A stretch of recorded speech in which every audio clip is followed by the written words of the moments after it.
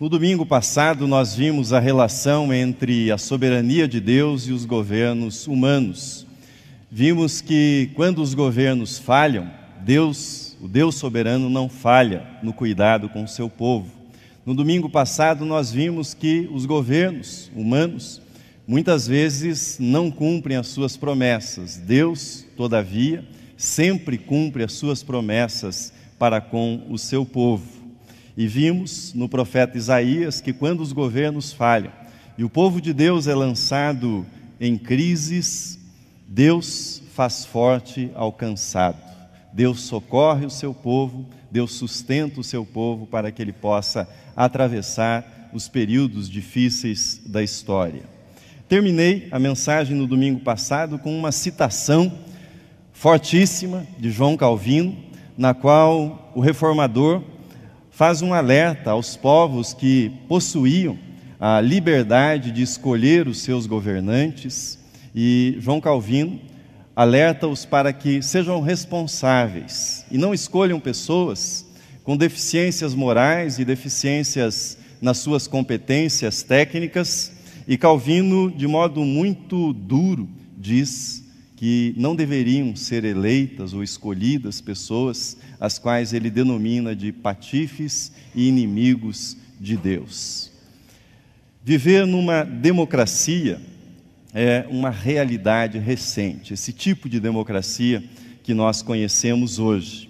Na verdade, é uma realidade restrita a cerca de 40% dos seres humanos, das pessoas que vivem no nosso planeta. Eu gostaria que você visse comigo alguns gráficos que foram preparados, fazem parte de um estudo publicado agora, recentemente, em 2016, pela Freedom House, um órgão sediado na Inglaterra, que monitora a democracia no mundo.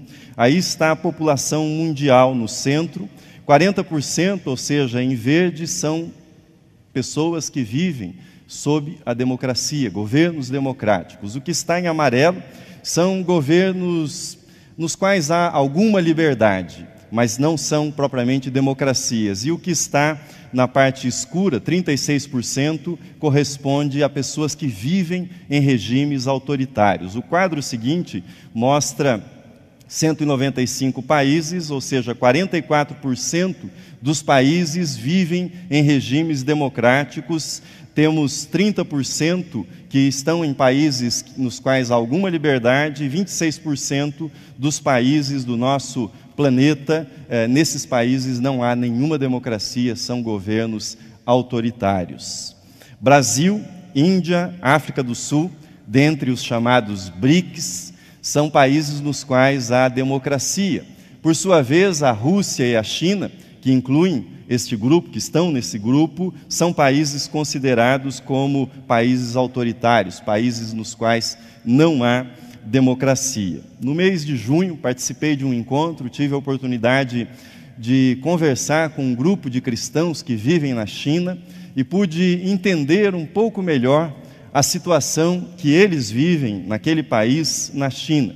Conversei com o Victor, ele é um advogado com cerca de 45 anos, professor universitário, e perguntado sobre o que significa ser cristão, como ele se tornou cristão, ele me contou que ele examinou a fé cristã cerca de 10 anos. Ele estudou a Bíblia, participava de algumas reuniões informais com cristãos, e ele demorou tanto para tomar a sua decisão por Cristo, porque ele queria estar certo que Jesus, de fato, é o caminho, a verdade e a vida, porque ele sabia das consequências que essa decisão teriam sobre a sua vida. E para ilustrar essas consequências, ele me contou o seguinte: a sua esposa ficou grávida pela segunda vez e, diante dessa gravidez, ela teve de tomar a seguinte decisão. Primeiro, comunicar ao chefe, comunicar à pessoa que dirigia a empresa na qual ela trabalhava. E diante dessa comunicação, que tem de ser imediata, ela precisava tomar a decisão: ser demitida ou praticar o aborto. Se praticasse o aborto, ela poderia continuar no emprego. Se decidisse ter o filho, ela precisaria ser demitida imediatamente. Ela optou pela demissão. Mas a história não terminou aí. Ele me disse que, para que eles pudessem ter aquele segundo filho, ele precisou pagar ao governo local a quantia de $15.000 para que fosse dada a permissão para ter o segundo filho. Quando eu perguntei para ele, e se você não pagasse, mas se não tivesse o dinheiro, ele me disse, um funcionário do governo bateria a porta da nossa casa e ela seria levada para um hospital e teria de fazer o aborto no hospital, forçosamente. Essa é a regra, ele disse.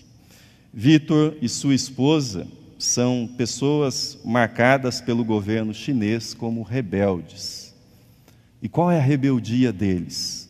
Professarem a fé cristã e orientarem a sua vida segundo as convicções que eles têm a partir da fé cristã.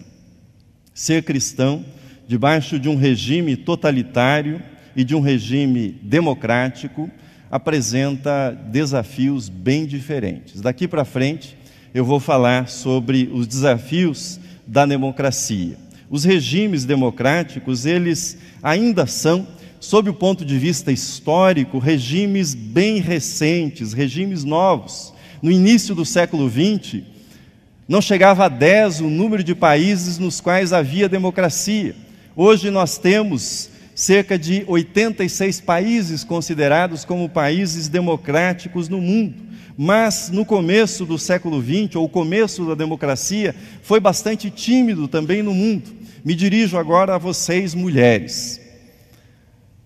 Você consegue imaginar que no início do século XX, naqueles países nos quais havia democracia, inclusive nos Estados Unidos, o grande berço da democracia ocidental, você consegue imaginar que você, por ser mulher, não poderia, num dia de eleição, comparecer às urnas e dar o seu voto para o candidato, pela simples razão que você era mulher. A luta pelo voto feminino começou na Inglaterra em 1918, nos Estados Unidos em 1920, no Brasil, o Rio Grande do Norte, em 1928, foi o estado vanguardista que autorizou as mulheres a comparecerem às urnas. E só em 1932, Getúlio Vargas, então, promulgou a lei que permitia o voto às mulheres. Nós nos esquecemos disso com muita facilidade, que a democracia é uma conquista muito recente. Democracias são, portanto, construções históricas. Democracias não caem prontas do céu sob a cabeça dos cidadãos, funcionando perfeitamente. Democracias são construções cheias de acertos e cheias de erros também, de avanços e de recuos ao longo da história, conforme acabei de exemplificar brevemente para vocês. Ao preparar esta mensagem, eu me dei conta que eu me converti na Páscoa de 1985. E 2 semanas depois, mais precisamente no dia 21 de abril de 1985, falecia o presidente Tancredo Neves, numa história que todos nós conhecemos bem. Portanto, eu tenho vivido estes 31 anos da minha vida como cristão, num país também redemocratizado, num país democrático. Toda a minha experiência cristã consciente tem sido vivida dentro também dessa experiência democrática. E a isso eu devo acrescentar que ao longo dessas 3 décadas, 31 anos, 3 décadas e 1 ano, eu tenho estudado teologia e também, desde os 15 anos, tenho estudado sociologia para entender o nosso país, entender a sociedade. E às vezes, quando as pessoas me perguntam com uma certa frequência, quanto tempo demora para fazer um sermão? Quanto tempo você gasta no seu sermão? Hoje eu poderia dizer para você que este sermão levou 31 anos para ser feito. Mas não se preocupe, não vai durar mais que 30 minutos, tá? É possível perceber hoje uma grande frustração, uma grande frustração com a nossa experiência democrática. Mas isso não é uma exclusividade do Brasil. Queria que você visse na tela, na projeção, uma imagem que será projetada. Essa imagem, na verdade, essa frase começou em Portugal. Depois de Portugal, ela foi para a Espanha e foi adotada nos protestos no Brasil no ano de 2013. Ela diz: nossos sonhos não cabem em suas urnas. São jovens dirigindo-se aos políticos, dizendo: nossos sonhos não cabem em suas urnas. Essa frase é extremamente reveladora sobre a nossa compreensão da democracia. Nós colocamos sonhos demais nas urnas nesses 31 anos. Colocamos sonhos em demasia nos últimos 31 anos. O que é que eu quero dizer com isto? É de se esperar, numa democracia, melhores hospitais, melhores escolas, melhores estradas, melhores serviços. É de se esperar, numa democracia, um bom funcionamento do Estado, boa aplicação dos recursos, transparência, fiscalização. Todas essas coisas são próprias da democracia, e eu diria para você que esse tipo de expectativa cabe sim nas urnas. Esse tipo de expectativa cabe nas urnas. Mas então, que sonhos em excesso nós colocamos nas urnas nos últimos 31 anos? Nas urnas nós colocamos a expectativa que a democracia formaria automaticamente bons cidadãos, pessoas mais honestas, pessoas que agiriam com maior respeito em relação ao próximo, em relação ao dinheiro público, pessoas que fariam aquilo que é certo por consciência e não pela coerção da lei, não pelo medo da punição. De algum modo, a democracia tornou-se para nós um credo, tornou-se uma ideologia, tornou-se algo que, num passe de mágica, tornaria o nosso país melhor. Explico isso para você. Existe uma diferença entre a democracia enquanto ideologia e a democracia enquanto mecanismo democrático.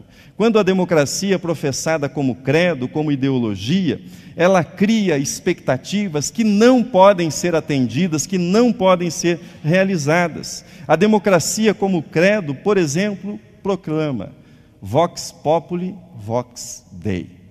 A voz do povo é a voz de Deus. A vontade da maioria é deificada, divinizada, como se fosse portadora de uma sabedoria infalível que nos apontará o sentido da história. Mais do que isso, a manifestação da maioria define numa democracia aquilo que é certo, define aquilo que é errado na sociedade.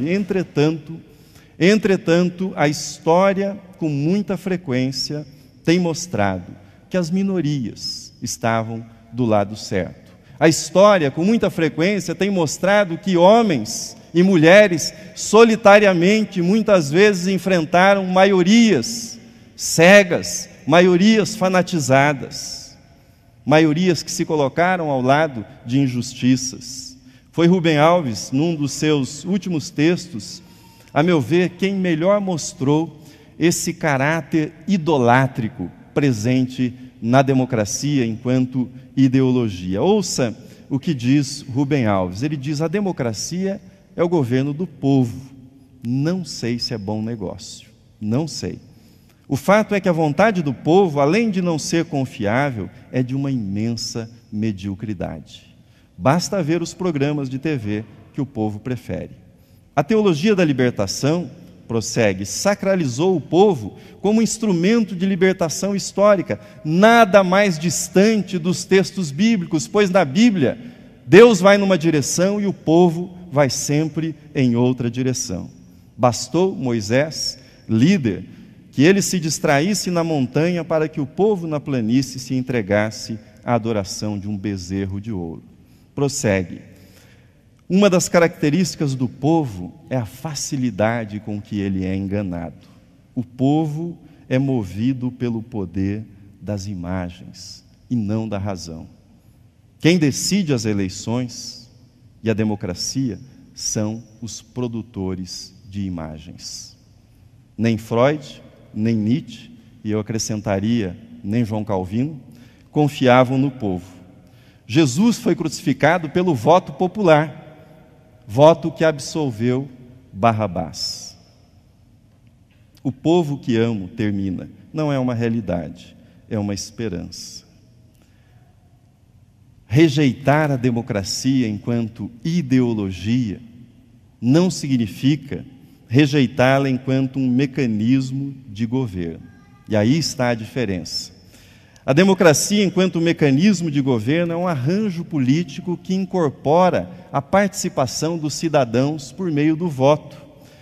Incorpora também a fiscalização dos governantes. A democracia é um sistema que possibilita que as pessoas convivam juntas, apesar das suas diferenças. A democracia promove o rodízio na ocupação do poder, o que é salutar, o que é saudável. A democracia é um arranjo institucional que busca conciliar interesses sociais que são conflitantes. E ela faz essa conciliação por meio do voto, dentro das leis e de modo pacífico. A democracia é, ao mesmo tempo, só isso e tudo isso. Só isso e tudo isso.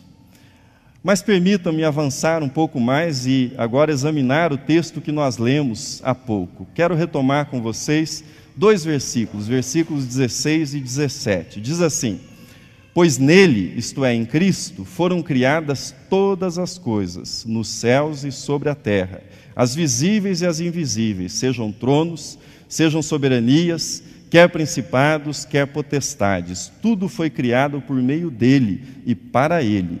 Ele é antes de todas as coisas, nele tudo subsiste.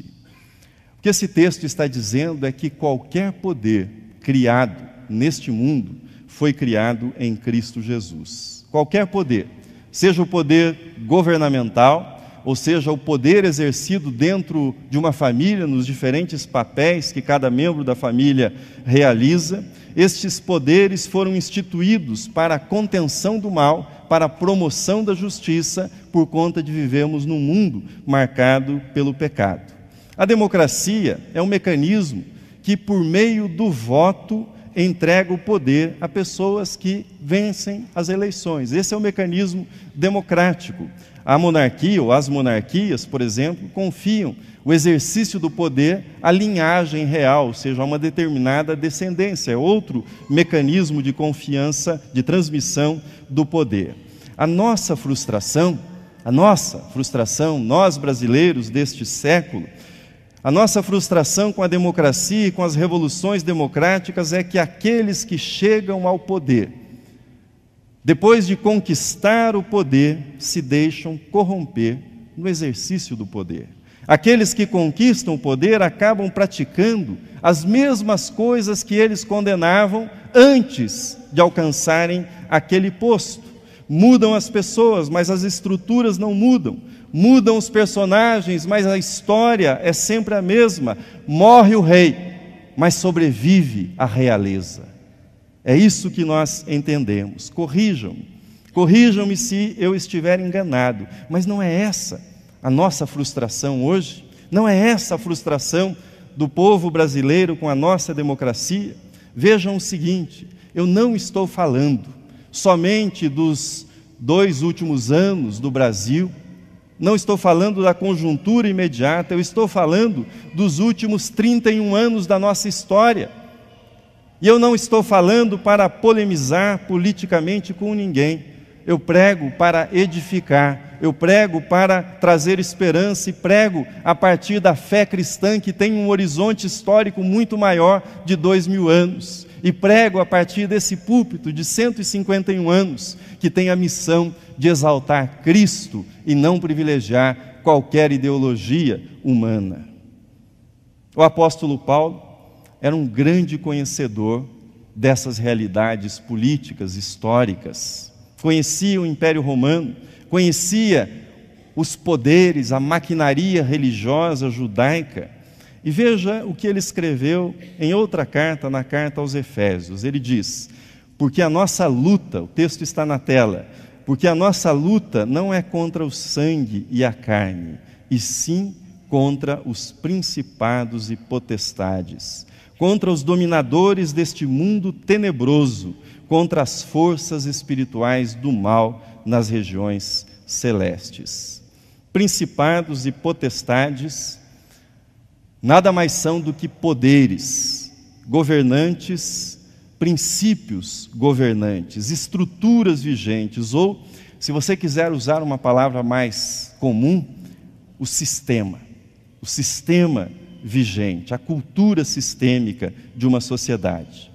Você não vê o sistema, mas o sistema existe. E as pessoas que governam, governam dentro de um sistema, dentro de uma determinada estrutura.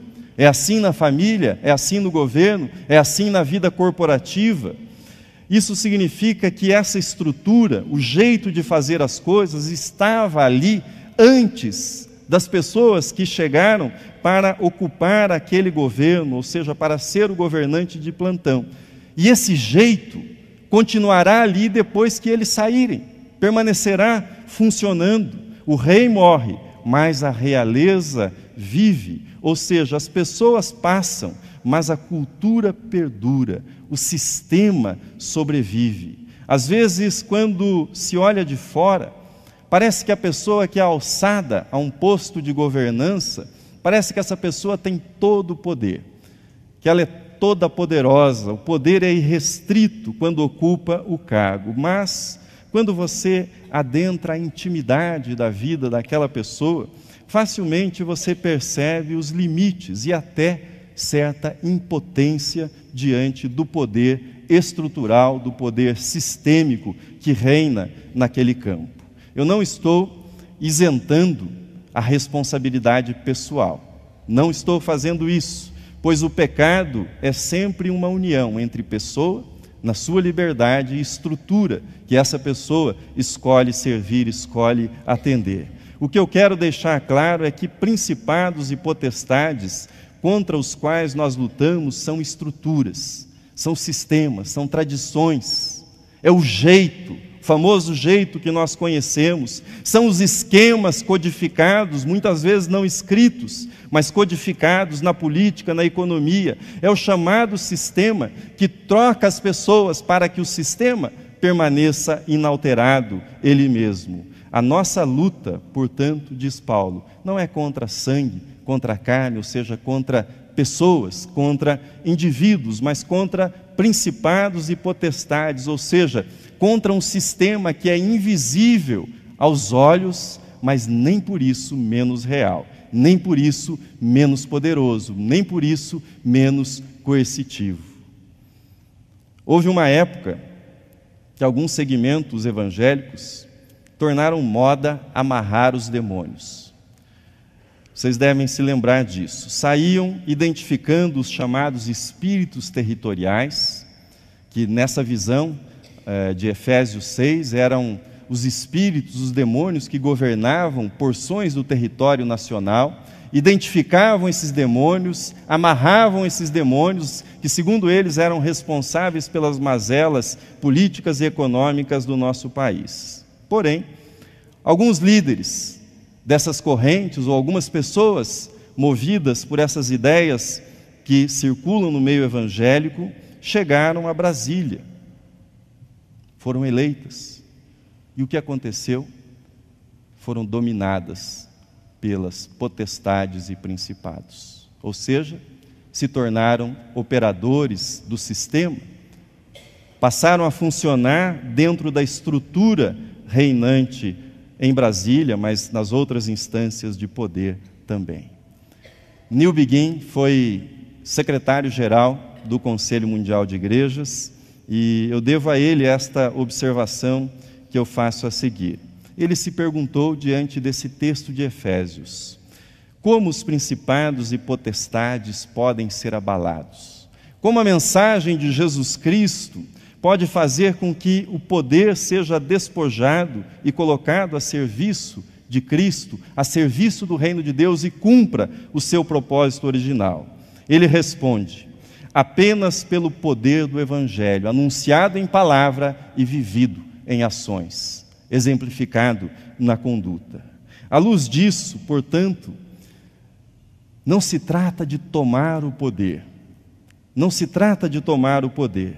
Roma e todo o poder imperial caíram não porque o trono de César foi conquistado por um cristão, ou porque o Senado de Roma foi ocupado por cristãos. Roma foi conquistada quando as vítimas no Coliseu se ajoelhavam e oravam pelo imperador em nome de Jesus Cristo. Roma começou a cair diante desse ato de obediência e amor em nome de Jesus Cristo. Foi no Coliseu, com o sangue daquelas vítimas, que Roma começou a cair. Não se tratava de desacreditar um imperador, desacreditar uma pessoa ou conquistar o poder do trono. Tratava-se de desmascarar os principados e potestades e a lógica pela qual eles trabalhavam. Tratava-se de substituir a lógica do poder pela lógica do amor, a lógica do serviço. O Evangelho de Jesus Cristo opera sob a lógica do poder do amor. Principados e potestades operam sob a lógica do amor ao poder, do culto ao poder, da idolatria ao poder. Na cruz, Cristo expôs a mesquinharia, a falta de horizontes desse tipo de apego ao poder. Paulo continua seu raciocínio sobre a soberania de Cristo e veja o que ele diz mais adiante. Ou melhor, retomando o texto, ele diz no versículo, a partir do texto que lemos: Ele nos libertou, ou seja, Cristo, do império das trevas e nos transportou para o reino do Filho do seu amor.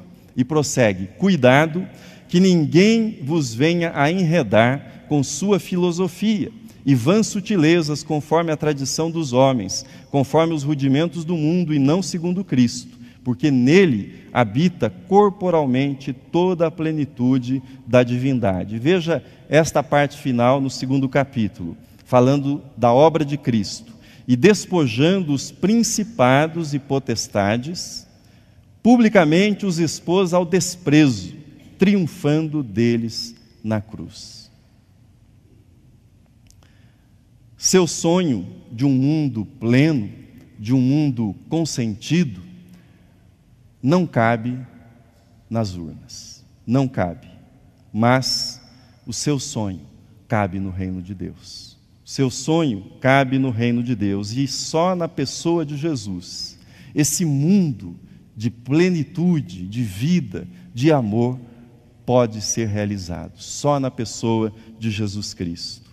Jürgen Habermas, um dos maiores filósofos da atualidade, vejam o que ele disse sobre a democracia liberal. Uma democracia liberal exige de seus cidadãos qualidades que ela não pode proporcionar. O que isso significa?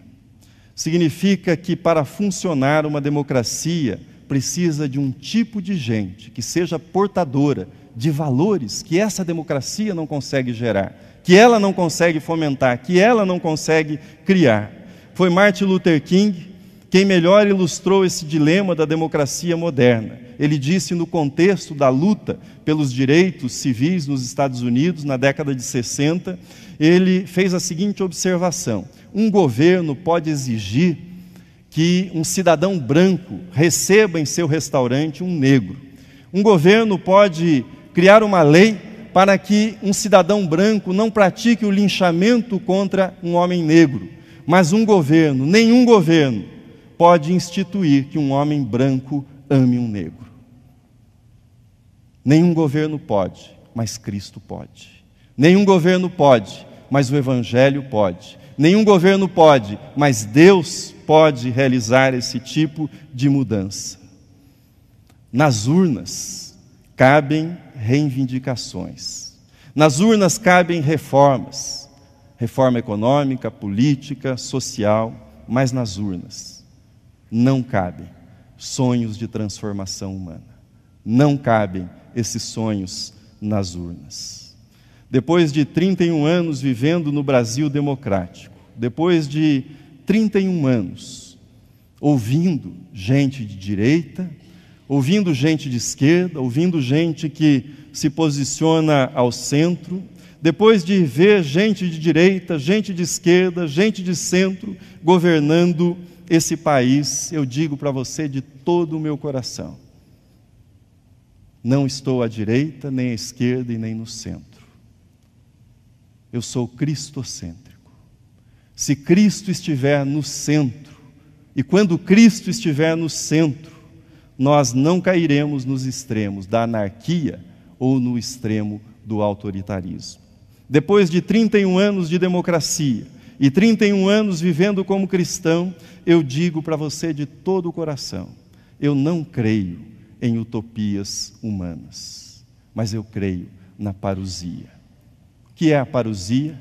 É o termo grego no Novo Testamento para designar a volta gloriosa de Jesus, a instauração do reino definitivo por Jesus, a consumação do reino por Jesus. Paulo, certo da parousia de Jesus, como prisioneiro, ele confrontou o império, Roma, porque ele sabia que aquele império cairia e Cristo haveria de reinar. Certos da parousia de Cristo, certos do retorno de Cristo, confrontemos as utopias, sejam elas quais forem, inclusive a utopia democrática. Certos da parousia de Cristo, confessemos como Paulo confessava com toda a fé, com implicações políticas, dizendo, o texto está na tela: mas de fato Cristo ressuscitou dentre os mortos. Prossegue ele: e então virá o fim, quando ele entregar o reino ao Deus e Pai, quando houver destruído todo o principado, toda potestade, bem como toda potestade e poder, porque convém que ele reine até que haja posto todos os inimigos debaixo dos pés. Amém.